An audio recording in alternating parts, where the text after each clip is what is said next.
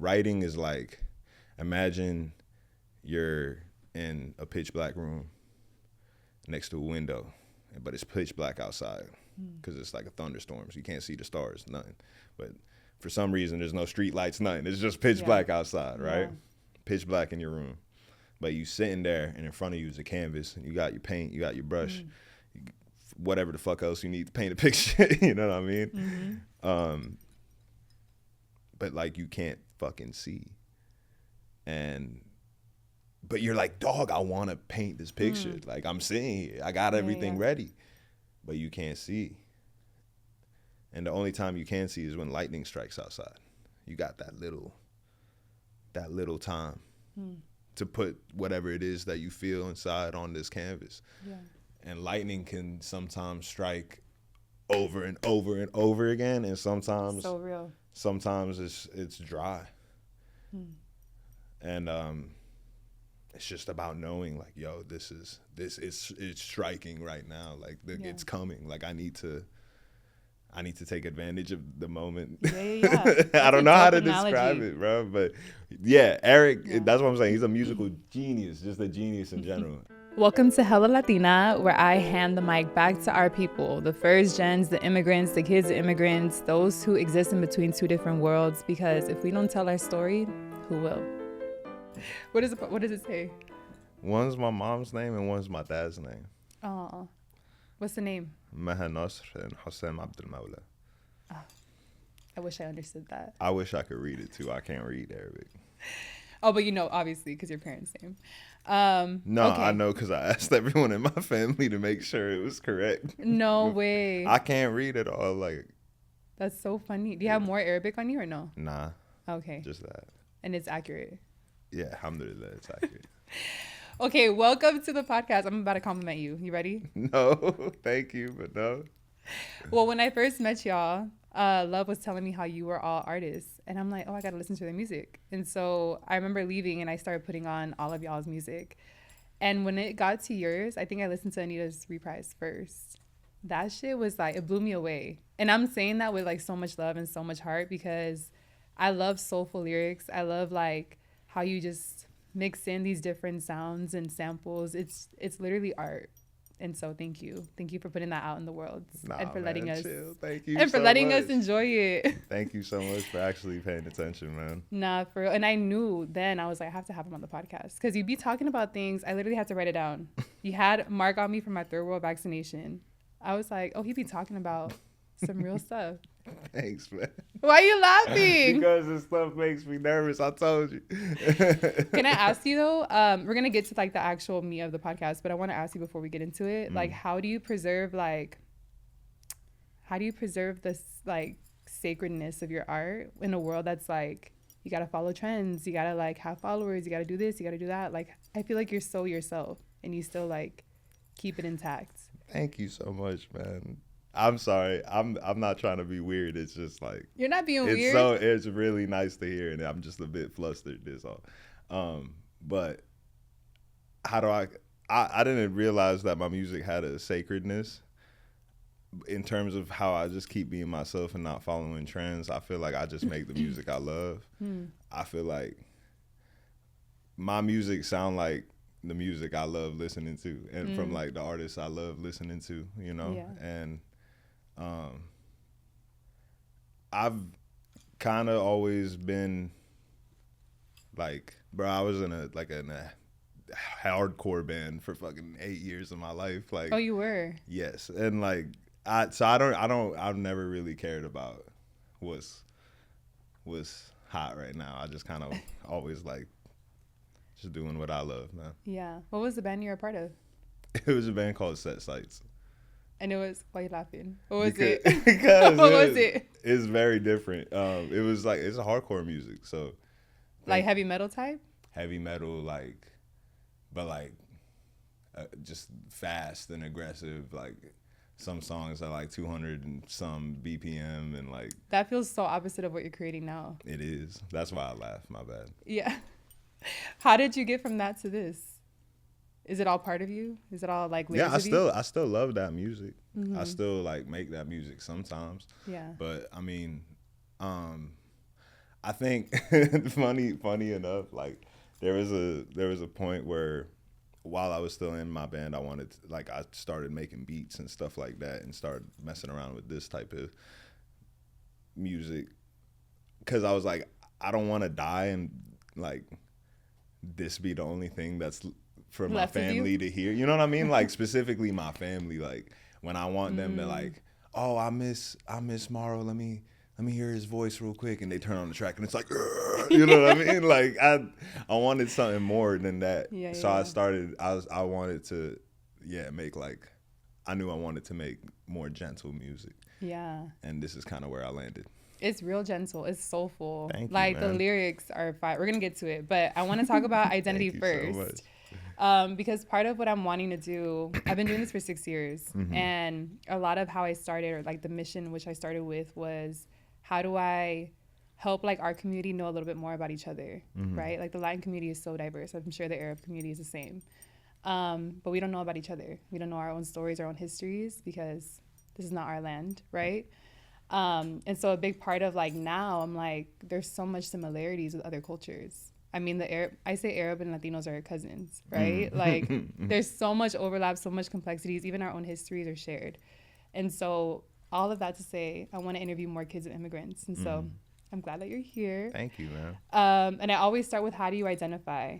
So I want to ask you, like, how do you identify culturally, creatively, spiritually?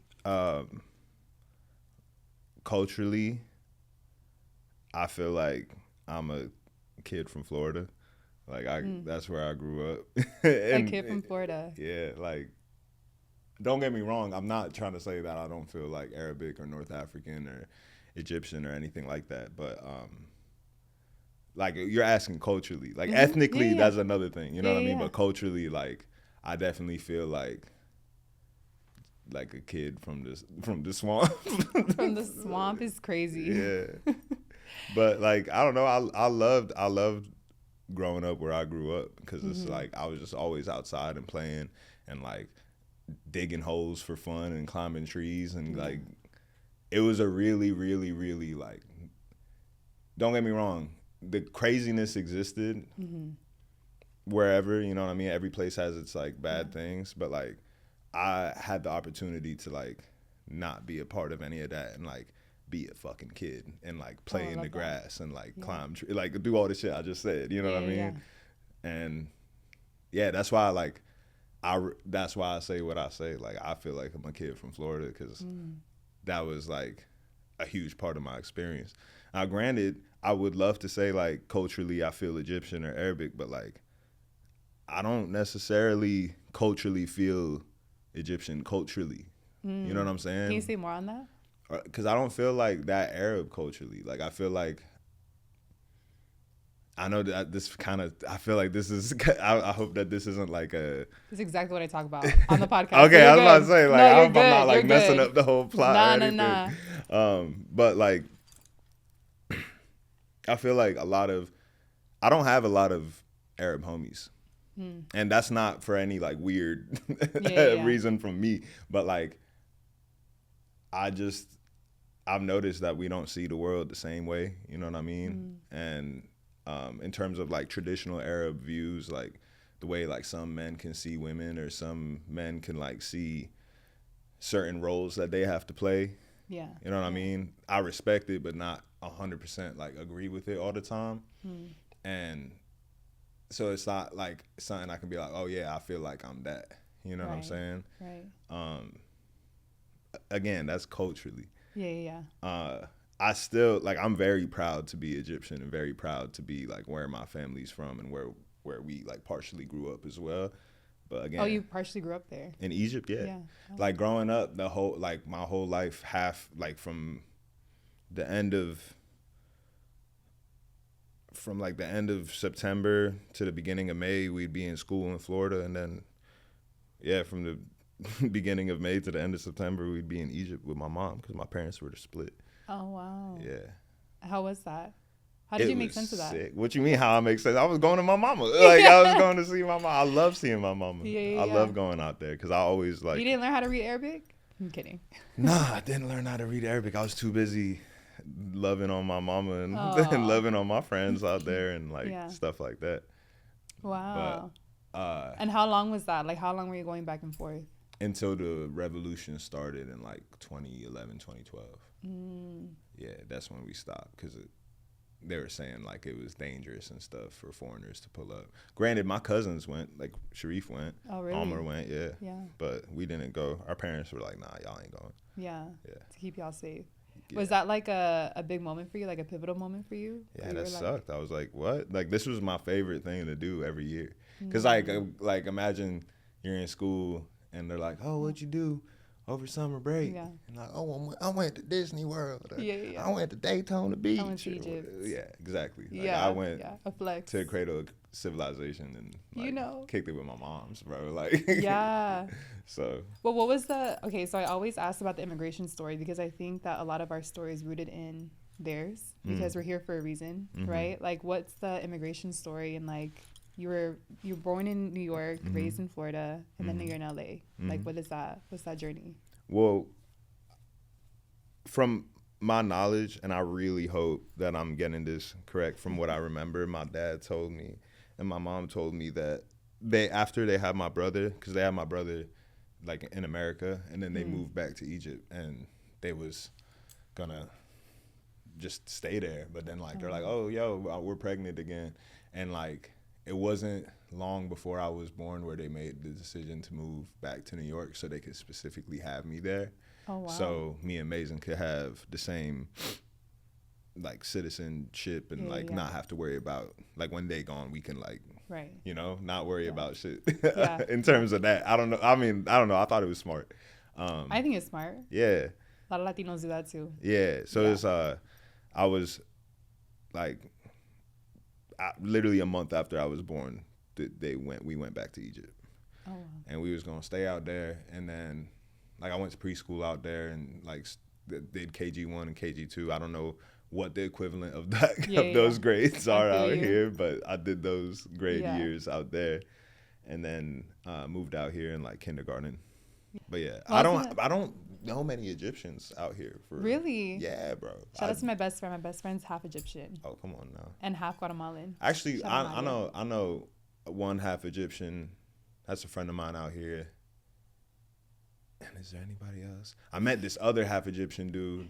Is it just here specifically? In LA? Yeah. Like you had Arab friends in Florida? No. In Florida? I don't know. Where we lived in Florida? Hell no. Nah. Okay, describe your childhood to me. Okay. So like I was saying before, a lot of like outdoors. Yeah. A lot of like fun outside, a lot of that shit. But where we grew up was like just in the middle of the whole state. Okay. And it was like, how do I say this without sounding crazy? It felt like there was only like black people, white people, and then like Puerto Ricans. Yeah. That like it felt like those were the only Matrix three. is Puerto Rican. Hey, come on now. Come on now. That's literally, it felt like the only races that existed where we lived at the time. So they were like, what are y'all? Yeah. We definitely, it was weird because like, y'all look like y'all could be Puerto Rican, but you don't speak no Spanish. And like, you know what I mean? You look like you could be mixed, but you're not, like African American. And it was like, that was a strange thing. But like, yeah, like where we grew up was definitely a lot of ignorance, a lot of racism, a lot of rednecks. A lot of cool rednecks too, though. Like I miss my redneck homies. Yeah, come on now. Hell yeah, I miss them, bro. They're sick. They're really cool people, bro. I'm sure. Like yeah, man. Forrest Gump was a redneck. That was one of the greatest fictional characters ever. It's one of the greatest movies of all time. Forrest Gump. Shout out. All right, y'all, we're going to take a quick break because support your girl if you want to keep listening to these conversations. I have shirts, Hella Latina, Hella Brown hats, Hella Brown anything that you want, and also have Hella Brown, Hella Worthy candles. 50% of the proceeds goes to Chirla, an immigration rights organization. Anyone who asks me, like, what are you? I'll be like, I'm Egyptian. And they'll be like, their response, which to me, that was a sufficient response, you know?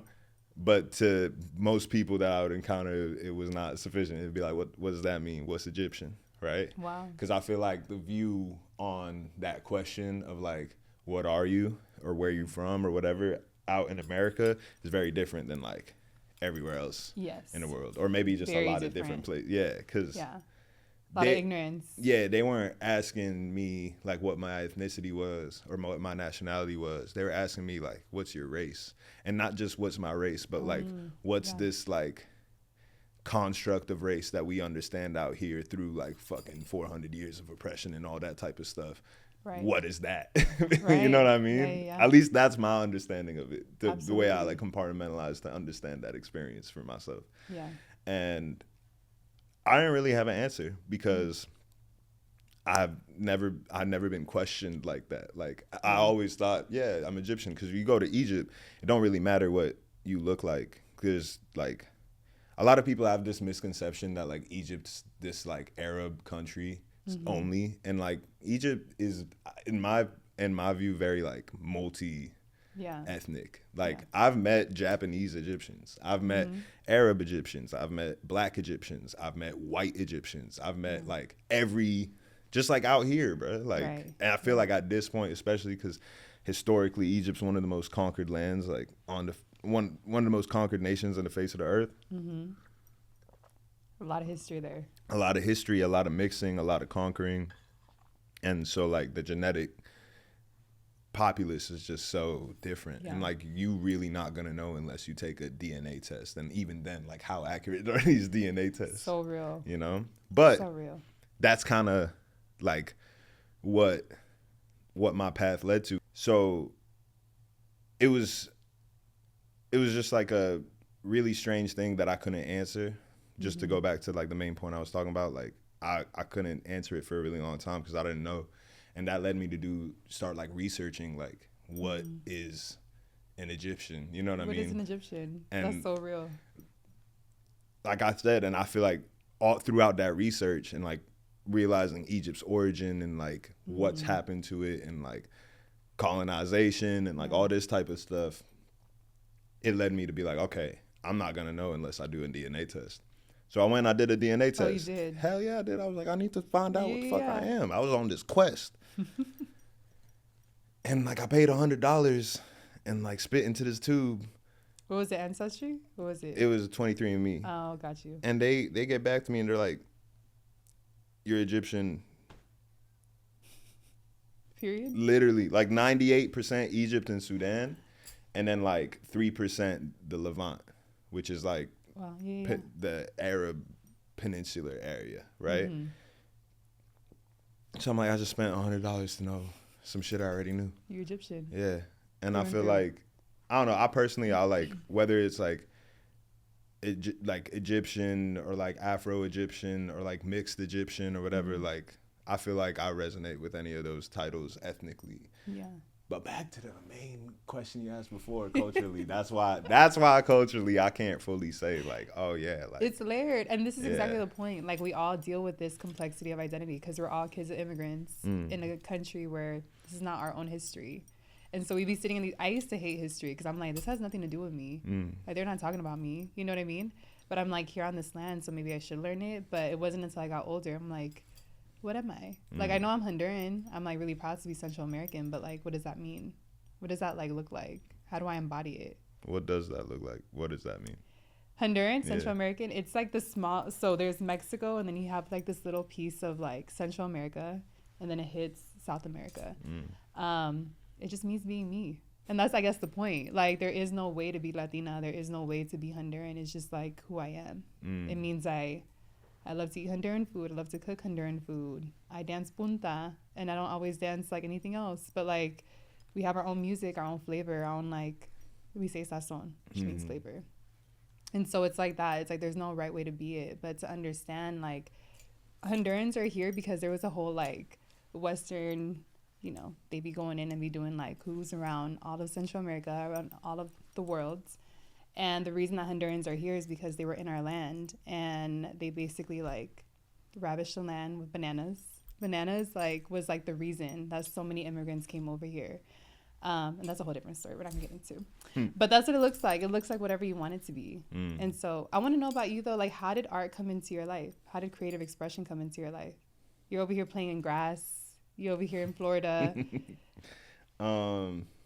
with the rednecks. Like, you just over here like living a really like slow life. Yeah, I mean, creativity can be slow too.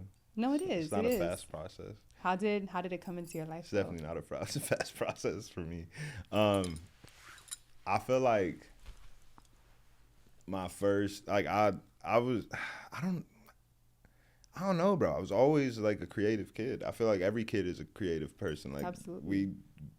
I think we're all artists. Every kid be just drawing. Yeah, like, absolutely. I guess that's what I'm for asking. No reason. Like, when did that self-expression start? Was it in your clothes? Was it in the way you showed up? Was it in like? Oh, I mean, honestly, everything. Cause like I would draw a bunch. I would dress like a fucking ninja. Like a ninja? Yeah, like to school. I was that weird kid that would run around like the Naruto run and stuff. I was a weird kid, and like I felt, okay, let me rephrase. I was labeled as a weird kid, but I was just really like doing my own thing. Yeah. I really didn't You're just an Aquarius. Whatever, yeah. You're just an Aquarius. I just didn't give a fuck about what everybody else was doing. I didn't care, especially because like, bro, in Florida, like the cool thing to do was like wear Hollister and like Aeropostale. Yeah, that was like the cool thing, which was weird. And I was just like, no, don't get me wrong. There's nothing wrong with those clothing brands, but I was like, this doesn't feel like it was made for me. You know what I mean? Yeah. And like and granted, I'm not fucking Egyptians aren't ninjas. Egyptians definitely ain't fucking ninjas either. But like, I resonated with that more than goddamn Aeropostale and shit. Yeah. So but yeah.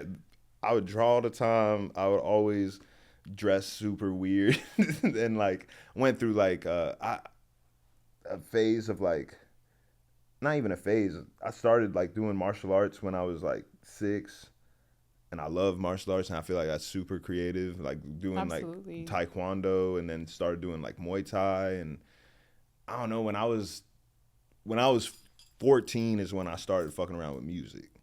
But up until then, I was just my creativity was being expressed in like all those different avenues. That's so dope.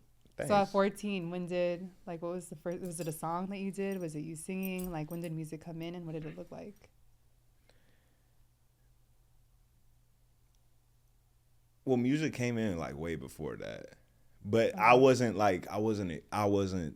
doing it for like me. My brother always was like rapping. You know what I mean? Got it. And like ever since I could remember, he's been rapping. And like he used to do this thing where he made me feel like mad special, because he'd be like, yo, he would come up to me and be like, yo, you want to be my producer? And I was like, what? Oh my God. Fuck yeah, I want to be a producer. What? Like, hell yeah, I want to be a producer. And he's like, all right, bet. Like, come here, let me show you how to be a producer. He's like, I need you to press the space bar for me. Essentially, he was just trying to get me to like press record for him while he was in like our makeshift vocal booth, which was just like the closet in his bedroom. You know what I mean? And like, Bucki the producer. Yeah. So like but I remember like, and I was probably like, I don't know, 7 years old or something, 8 years old. But I would like press the space bar and I would just stare at the space bar, like thinking that I was actually doing something. You know, you're the youngest, right? Yeah. That it's a younger thing, because my older brothers would always tell me like they never let me play Nintendo with them, and I was always sad about it. I was like, I want to play with you guys, you know. And like one day they were like, you want to play with us? I'm like, yeah. And my job was just to blow the cartridge and to like hit the TV. And I owned it though. I was like, this is my job. I'm taking it seriously. Nah, they're wrong for that, bro. You know, I'm like hanging with the boys. That's actually fucked up that they made you do that. They just made you. Me crying now. that was your job. That was my job. Shout out to the brothers. Shout out to them. But Spacebar. Yeah. So I mean, like I feel like my introduction to like music was through my brother, and he also is like the foundation of most of what I listen to in terms of rap music. And he's like my favorite rapper ever, because he's the best rapper ever. Better than me, better than most of the people, almost everybody out right now, like in my opinion. Shout out. Yeah, hell yeah. Mezin's the sickest. But when I was 14, I went and I saw this band called Architects. They're like this heavy metal band from the UK. And I was like, yo, I want to do that. Like the guy just looked like he was having the most fun on stage ever. Yeah. And like, I was like, it's what I want to do. Like in whatever capacity, in whatever way it looks like. I want to be on stage having that much fun and like commanding a sea of people like that. Like that looks so fucking dope. Yeah. And so yeah, that's kind of like, I remember that as my first cognitive thought, being like, yeah, I want to do this music shit, you know? Yeah, you didn't want to be a ninja? I became a ninja. Yeah, you're like, I am. Oh yeah, like what are you talking about? I didn't want to be a ninja. I was already, why do you think I was dressed like one? Because I was already one, bro. You're like, I am. Yeah. And then you started to do music, and you started to do heavy metal. Yeah. Is that the right terminology? No, it was because it was like, it's if you want to be like a dork about it, it's called hardcore. Oh, it is called hardcore. It's literally just called hardcore. I thought you were just saying it's hardcore. No. Not really like it's a hardcore genre. That's what I really thought you were saying. Nah. No, it's literally said, okay. Hardcore comes out of punk music. Got it. Yeah, because like the punk scene was debaucherous and like everybody was doing crazy drugs like heroin and shit at these shows. Yeah. Like the bands would like piss on the crowd and like do crazy shit. And like there was kids that were going to that, little kids that were going to that show. They're like, we don't want to be a part of this. This is fucking crazy. Yeah. And so they started doing their own shit and having their own shows, and the sound was a little different and the message was completely different. And that's where like birthed hardcore. And what's the message? Usually one of positivity. Oh, I love that. Okay. Yeah. Well, at least that's what it was. But Architects, they're not like a hardcore band. Again, if you want to be a dork about it, they're like metal or metalcore or whatever people want to fucking call it. I just kind of put it all under the umbrella of hardcore because it all has like elements of that. It has elements of metal too, especially Architects, but still, like, regardless, I saw them and I was like, hell yeah, I want to be and you that. Did it. Yeah, for a bit, but not right away. It was a long journey before I joined any band or actually started to express myself. It was a long journey of like writing and like learning how to do vocals and like figuring out that I even wanted to do vocals in the first place. Cause like I started playing like guitar when I guess that was the first creative expression with music too. Shit. I started playing guitar when I was 13. But the thing is, I don't fucking think of guitar as like my thing. Yeah, like it doesn't have to be. Yeah, it's not. It's all part of you. Like though. It's something I can do. Like you know what I mean? It's like I can ride a bike, but that's not my thing. You know what I mean? But I can do it, and I can do it well. You know? Right. Like. But I think that's what I resonated with your music though, is because it's layered. It feels like super complex. Like, and I'm not saying that in like I'm sure it's a complex process, but I'm saying that there's a lot of layers to it. Like even from your lyrics to like your beats to your visuals, like it all tells a story. Thank you so much, man. There he is again. He's like, stop complimenting me, dude. No, but it's real. It's real. And honestly, like that's what I'm curious about is where did that creative expression through writing start? Because your lyrics are fire, and I want to talk about that. Thank you so much, man. Well,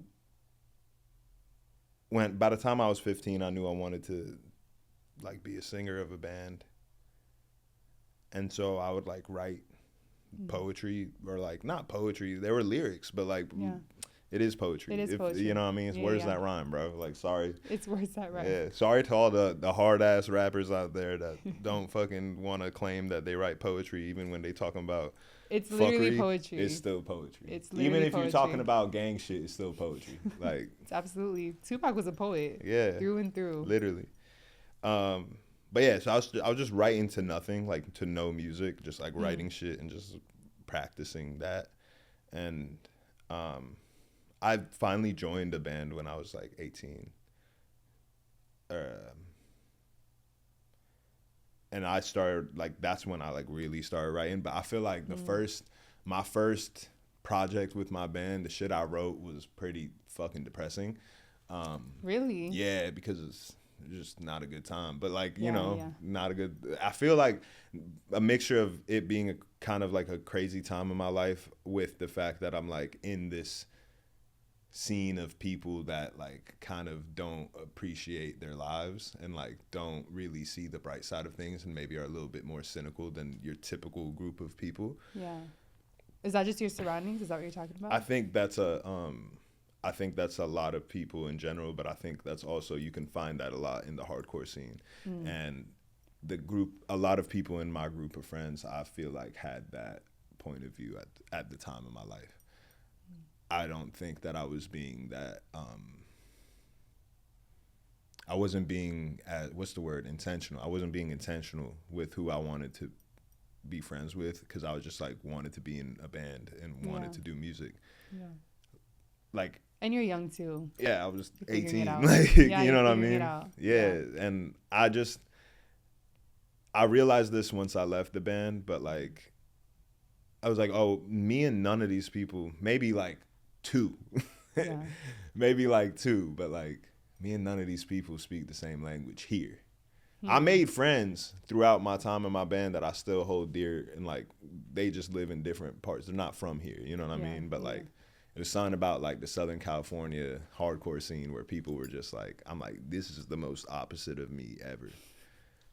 Yeah. Yeah. The only thing that connected us was the fact that we loved this music shit. And like, So anyway, so a combination of all that made the first project that I ever wrote. That lyrics were just fucking depressing. And like, it was about not wanting to be here and like wanting people to like not even like mourn when I leave. You know what I mean? Really? Like that type of depressing. Yeah. Like I just wanting to disappear. And I feel like one day I was just like, bro, like I'm talking about all this shit and like,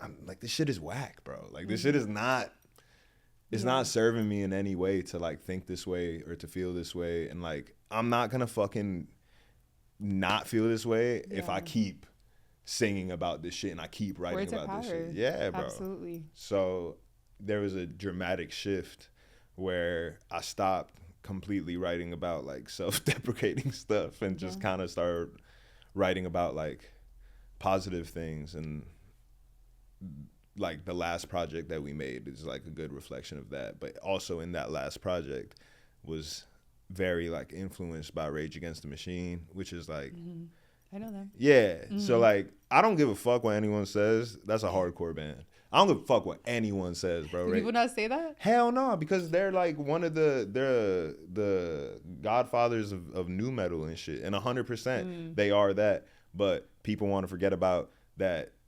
Zach De La Rocha was an Inside Out, which was a hardcore band, and like they have their roots in that, and that motherfucker screamed like he was still in a hardcore band, and like their whole message was like anti-capitalism and anti-government, which is very rooted in hardcore. It's like, that's a hardcore band. I don't give a fuck. Anyway, so like that was very he's standing on that. Yeah, bro. And I sat on that, period. That was like a huge influence in the last shit, which I was like, yo, like I feel like that. And again, with what I said earlier about wanting to like make more gentle music, I started like being like, okay, I wanna start like trying to do this rap shit and like trying to, you know. It's crazy you weren't doing that before, because you're such a natural rapper to me. It's not natural. Yo, at all. Thank you so much, but it's not. But you know, like you don't understand the process. Like I'm sure. What's the process? Well, we can get there. Because I'm gonna ask you something. Do you feel like your art is a reflection of who you are, who you're becoming, or both? And when I say your art, I'm thinking about your music, right? Yeah. Who I am and who I'm becoming. I think, oh shit, I just moved the mic. I'm so sorry, bro. I apologize. All right. Who I am, who I'm becoming, or both.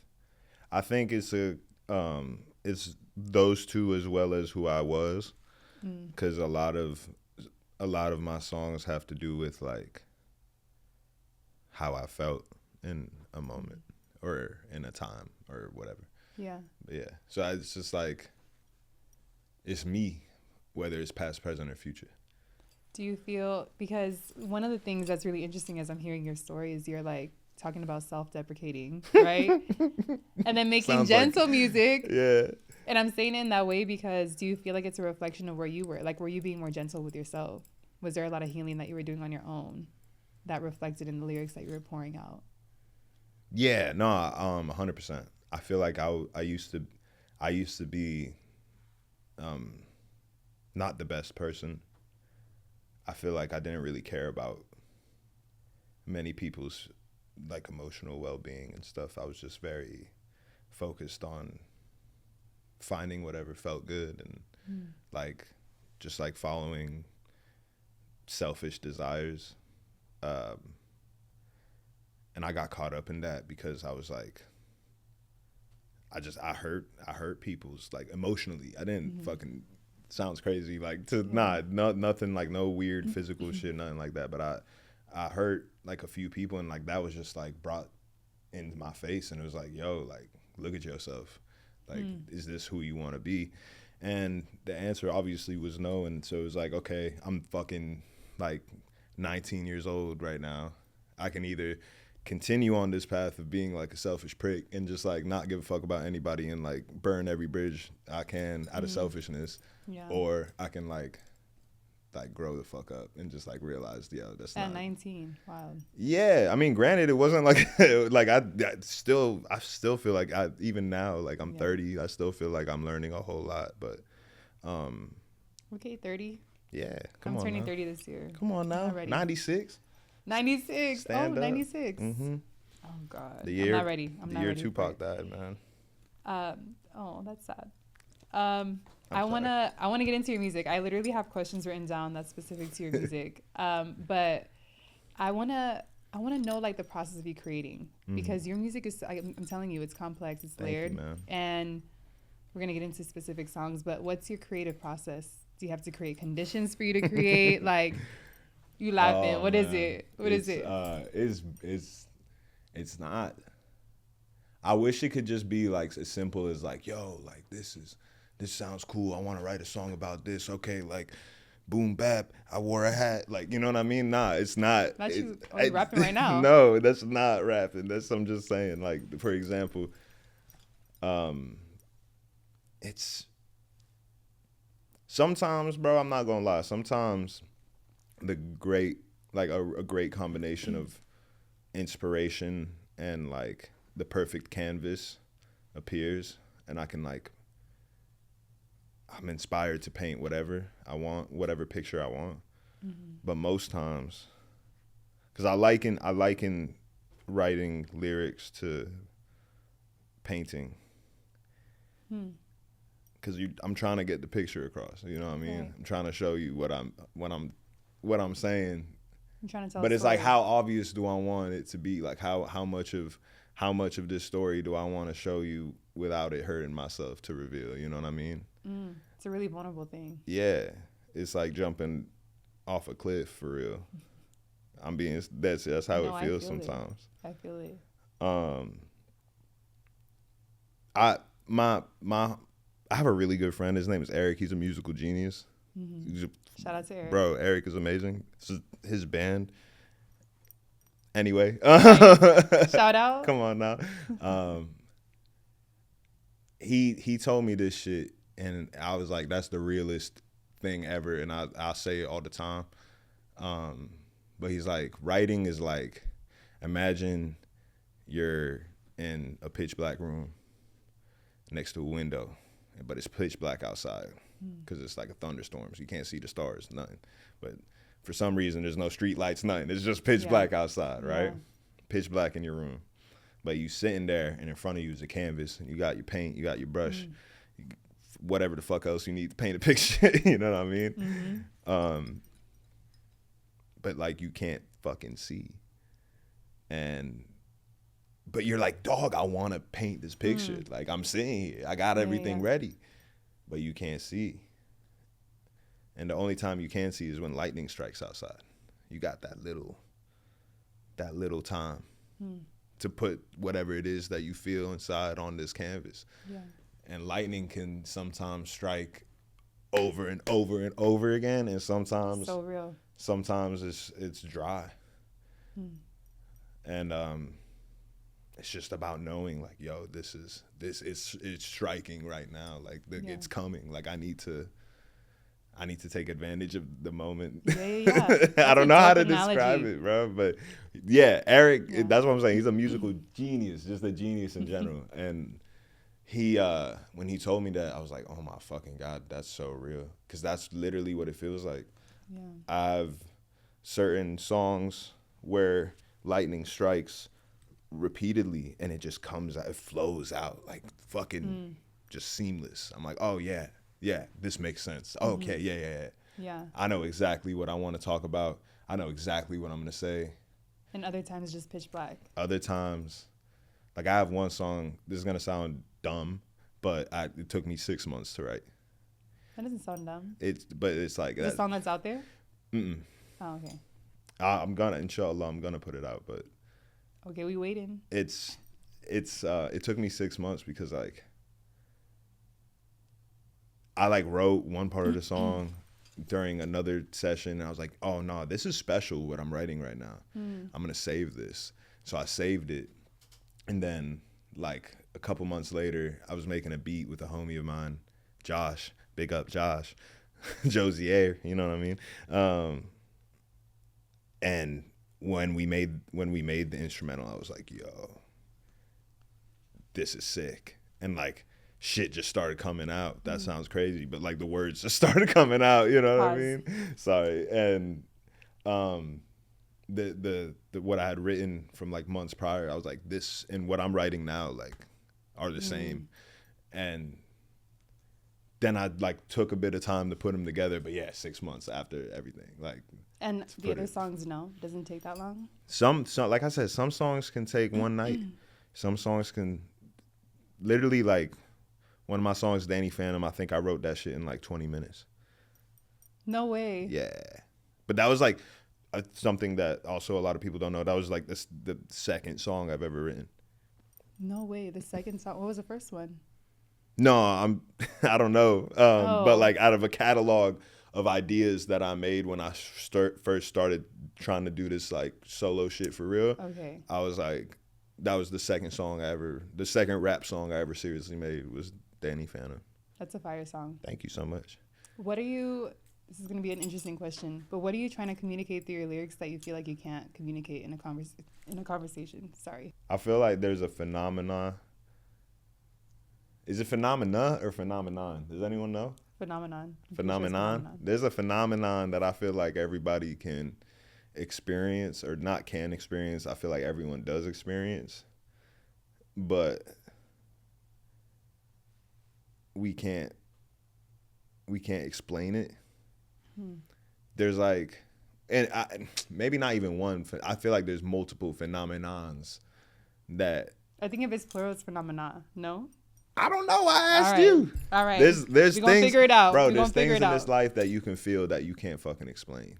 Yeah, absolutely. You know what I mean? Yeah. And I feel like every moment comes with, maybe not every moment, but every significant moment in your life has those feelings in them. And I feel like that's me trying to explain them, is making this music. At least that's what I tell myself. What was the most vulnerable song you made? And before you answer that, let me tell you, actually, when I first listened to your music, I think I only listened to Anita's Reprise. I think after I saw you and I was like, oh my God, your music's so good. And maybe Danny Phantom too. Before prepping for this interview, I was like, I have to like engross myself in the music. And I fell in love with Cradle. Cradle's like my favorite song right now of yours. Because it's so like, I'm a big lover girl and I'm like, love is always the answer, right? And if it's the solution, is the answer, in my opinion, because God is love to me. Yeah, and God is the answer. But when I get into the spirituality piece, but Cradle's like my favorite song. And it's just so genuine and it's so vulnerable to me. But I don't know if that's your most vulnerable song. Thank you so much, man.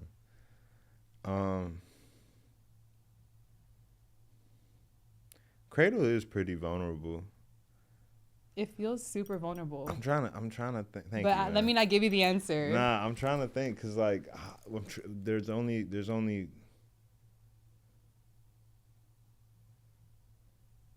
4 songs out right now. Is it only 4? Yeah, it's only 4 out. And there's inshallah more coming. But so I'm trying to think out of those 4. That's in here. That's in here somewhere. Yeah. Where's the next one? Out of those 4, I'll definitely agree. Yeah. Cradle is probably most definitely the most vulnerable one out of those 4. Yeah. You've written other vulnerable ones. All my songs. You're like, I'm a hoard these. I'm a vulnerable person. I'm just weakened all the time. Yeah. But all my songs, I'd like to touch on something that's important to me, even if it doesn't seem too important to somebody else. Yeah. Yeah. And that's the one I think you included Maya Angelou in there, right? How do you make sense, or how do you think about, like, I want to include Maya Angelou or Saul Williams? Like, how do you think about that process? Oh, damn. Is there 4? Maybe there's 5 out. I think there's more. Fuck. I think there's more.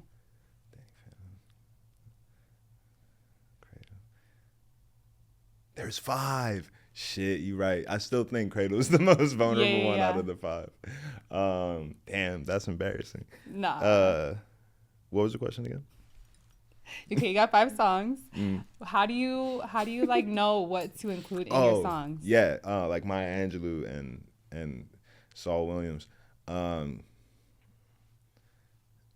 a big fan of Maya Angelou's speeches. I've like watched a couple of her speeches, like that she's given at like graduations, or like even just in her interviews, like her monologues that she's delivered. I think incredible speaker. Yeah, I think she's a genius, and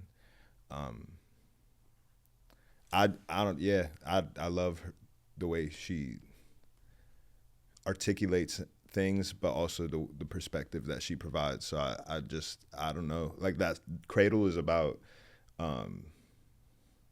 like dealing with mourning and losing somebody in that sense. Some people think it's a love song. I guess felt like grief.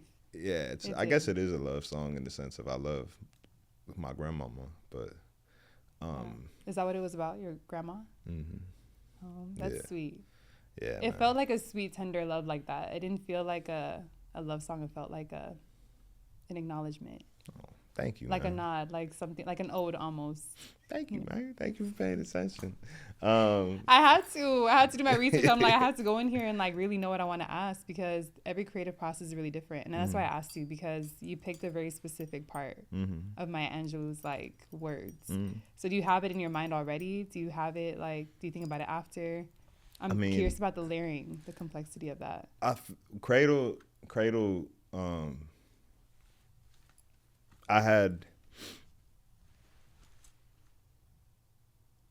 I think the last thing I did on Cradle was have my friend Molly and my friend Brianna sing on it. So yeah, no, I don't know. After I just recorded what I had written, I just knew like I wanted somebody else to explain what I'm trying to say.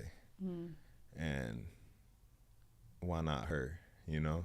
Like if I revere her as much as I do, and I think the way I think about her, and she has this beautifully like spoken piece about how like love is the driving force of the world, and like that's kind of what I'm talking about in this song. Is like, yo, like you're gone, but you're not, because I still feel you, and inshallah you'll always feel me. Like that's what I pray for, at least. So that's so beautiful. Oh, thanks. Shout out.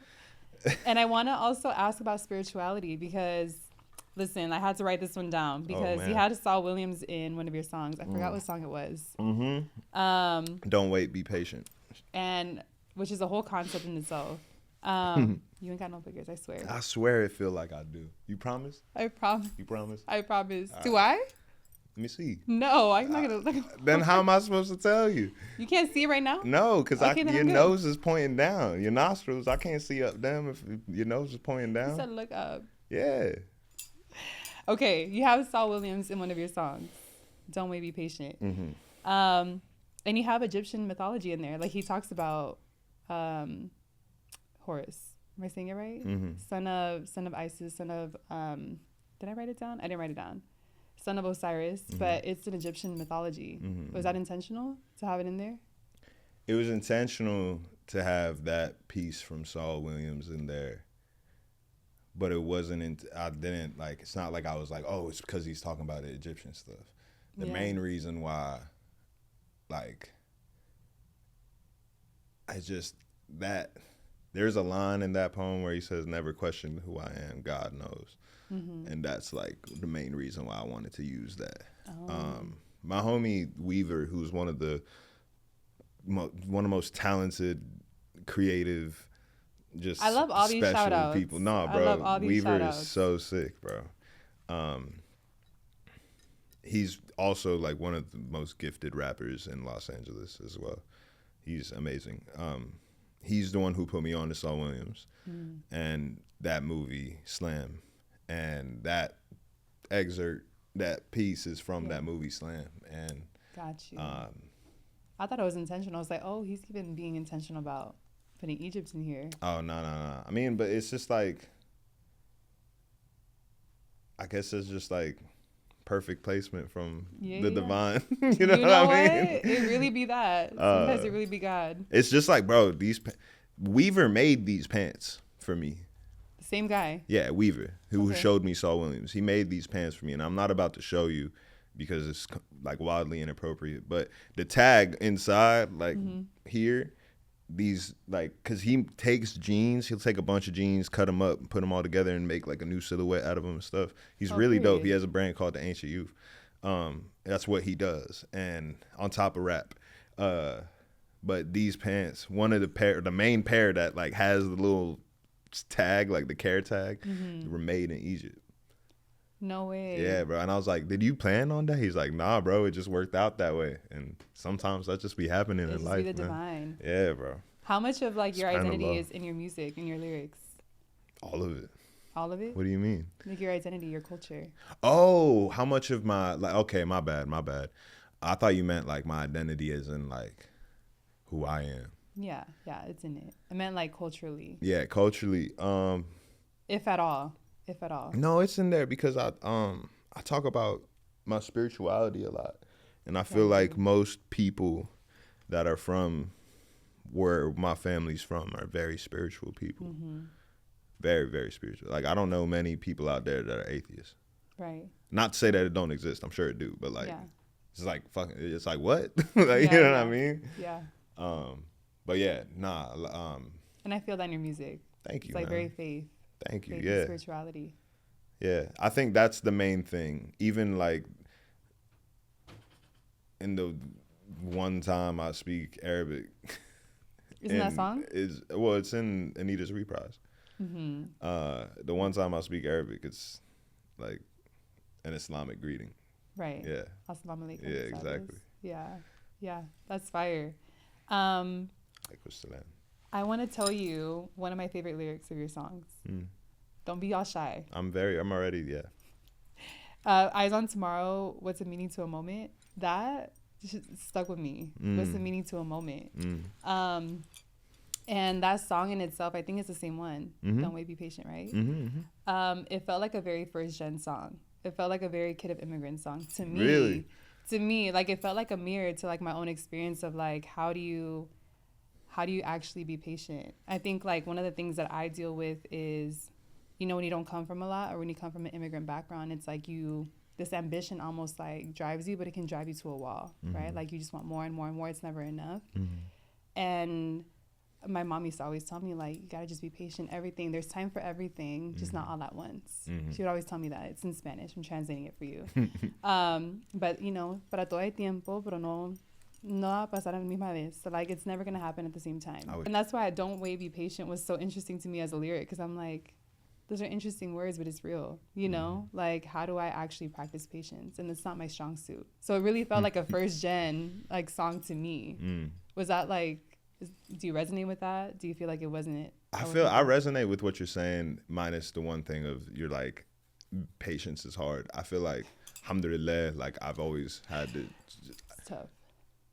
I feel like traveling the world, like having to traverse the whole globe just to see my mom once a year, like I have patience, bro. Like a lot of patience. Right.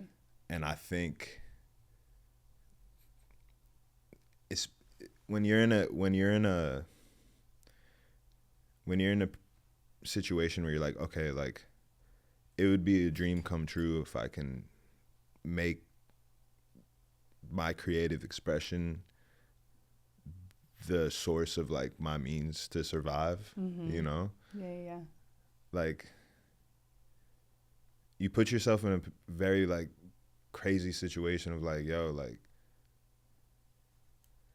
when is this shit gonna work? And beyond that, my father coming out to a place, he tells me all this time, he tells me this shit all the time, and coming out here at like, what, 20 years old or something like that. He did? Yeah, something like that, maybe 22. He had like $200, like one of those stories. Wow. Like, he worked as a bus boy. He got fired from his first job because like he stunk and he was late. Wow. And like that was his first or second day or his first week. I'm not trying to like trash my dad by any means, but it's like, bro, I'm gonna get emotional just talking about it for real. Like, I can't imagine what that's like. Like, I can't imagine the not feeling fucking defeated, bro. I'm really about to start like, nah, bro, because like, dog, you know how it fucking feels like to be 20, 22 years old. You don't know shit. Nothing. And you just come out here and like, you don't know the language, you don't know anybody, and people are really unrelenting and not really that kind. And I think it takes a very different type of strength to like power through that and know. It takes a really like strong type of faith to know that you're gonna be okay and that you're gonna be able to provide for like a family that you don't even fucking have yet. That strength is in you too. Inshallah, it is. I sometimes don't feel like it is, but I feel like, yeah, man. Sorry, this is really embarrassing. No, but it's not. No, it's not. I think this is a beautiful thing about, and thank you for sharing that. Thank you for, and shout out to your pops. Shout out to him. He's the greatest human being ever, bro, and to ever live. And yeah, I think that's kind of, think about that as like, don't wait, be patient. Because how the fuck are you gonna come out here and do all that shit and you still know that you're gonna be okay? Yeah. That's patience. That's not waiting. Like, yeah, you have to go to work every day and do the shit that you don't want to do. You got to fucking deal with these people pissing on you and shitting on you every day. But it's like, you know that you're going to be all right. And my dad's fucking all right. Yeah, shout out. And he's like, God bless him. Alhamdulillah, he's like doing like good for himself, you know? And like all throughout that, just never gave up. Like, that's what it means to like, you're not waiting on shit to get better, but you're patient enough to know what it takes to do that shit to get to where you want to go.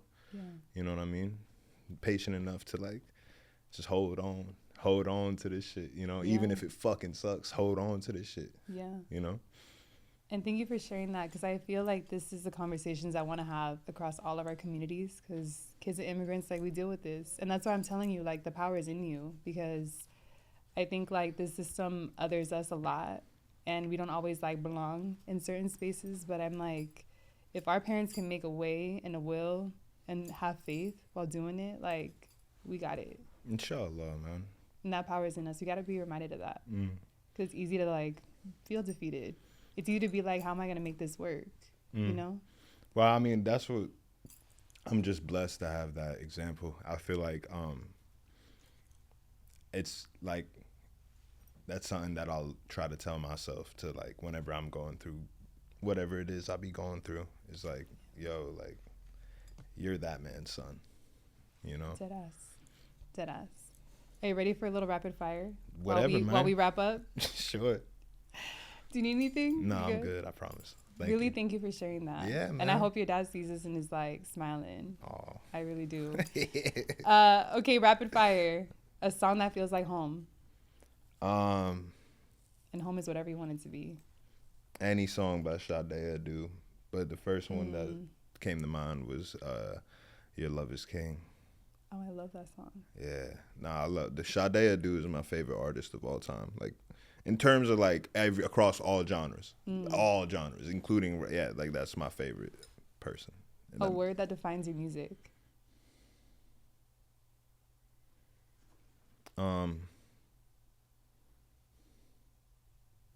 Didn't I say rapid fire? I'm so sorry, bro. I'm so sorry. I'm kidding. The word that describes my music, I feel like integral. That's a good word. Writing at night or during the day? Whenever I'm called. Whenever the lightning strikes? Whenever the lightning strikes, exactly. Yeah, crazy memory. An Arabic word we should all learn. I feel like I was gonna say salam alaikum wa alaikum assalam, but I feel like most people know that now. Yeah. Shit. Did you see the Sandra Bullock? Inshallah.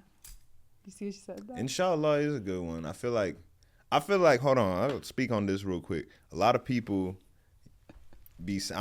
I know you know the meanings. I know you've done your research and you use it intentionally. But there's a lot of people that just be saying these Islamic terminologies, these Arabic words, just for the sake of saying them. Yeah. And it's like, yo, say whatever you want. It's a free country. Do whatever the fuck you want.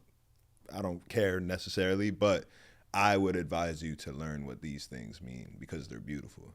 For instance, inshallah means God willed it. Not only does it mean, but it also means God has willed it. Yeah. So it's not just hoping that it happens. It's a manifestation that it's going to happen. Like, know what the shit means. You know what I mean? That there was a Muslim rule over Spain? Yeah, the Moors, right? Yeah, and inshallah turned into ojalá. And ojalá in Spanish means hopefully. Ojalá? Ojalá. Ojalá. Oh, ojalá. Ojalá. So inshallah to ojalá. That's sick. Yeah. And one of my friends, shout out to Zainab, she was trying to teach me Arabic for a minute. And she was trying to teach me how to say uncle. And I don't know how to use the almo. Like, I don't know how to say it. Almo, yeah, the ayin. Yeah, it's like my throat don't move like that. Pause. Yeah. But you know what I mean? But like I couldn't say it. She's like, girl, you're the reason that like Spanish people turn inshallah to ojalá. Because make everything. I was saying amo like love. Amo, yeah. Amo. But anyways, okay. So what's an Arabic word you should all learn? Oh shit, I forgot that was a question. He's like, let me get on my soapbox real quick. My bad, y'all. Hadir is nice. Hadir. What does it mean? Hadir means like. Hadir is saying okay to something, but it also means like, at least my understanding is like a promise that you're gonna do it. Like hadir. Hadir is better, is like, you can say, like, someone be like, yo, take out the trash, and be like, meshi, which means okay or all right. But then if you say hadir, it means like, yeah, you have my word. You got that. You know what I mean? Okay. Fave lyric you've written. Come on, bro. How you gonna do this and say rapid fire? No, bro. This is rapid fire. Oh, man. Okay, while you think about it, what's your favorite Egyptian dish? Egyptian dish? No rapid fire? Oh, man. Like, how rapid is rapid fire? Favorite Egyptian dish has to be the kushari that specifically my mom makes. This is Alexandrian style, which is different than the Cairo style, which is nothing wrong with it, but that shit is sick. Or fasih, which is like this fish thing. I was in Queens. I had like the best Egyptian food. My first time trying Egyptian food.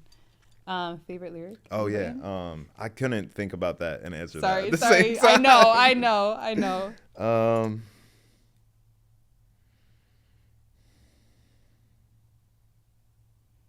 The slowest rapid fire you've ever experienced. Okay, how about don't wait, be patient is great. That's a good answer. I actually really want to know your real answer. We'll think about it. All right. Don't wait, be patient. Your next drop. I have what I want to do. Yeah. I'll show you after this if you want, but I just I don't know when exactly. But inshallah before this year is up, like, I'll have more shit out. Inshallah. Oh. Inshallah, by the time the summer's here, or like by the time the summer ends, I'll have some shit out. Let's say that summer ends. Summer's end. Summer's end. Yeah. The last question I have for you, I always end it with like a manifestation, like what do you want to manifest for our community? But I want to ask you a different question. Let's say like young Bucki is watching this interview right now, this conversation. He's in Florida. I remember you said in your lyric, Lakeland. He's just watching this conversation. What's he hearing? Like, what's he hearing, and what do you want him to learn from the man that you've become?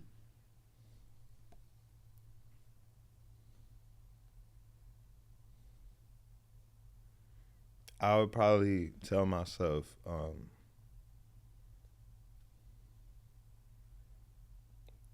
to bro, it's weird because like I feel like I don't have any regrets in my life. I wouldn't do anything different.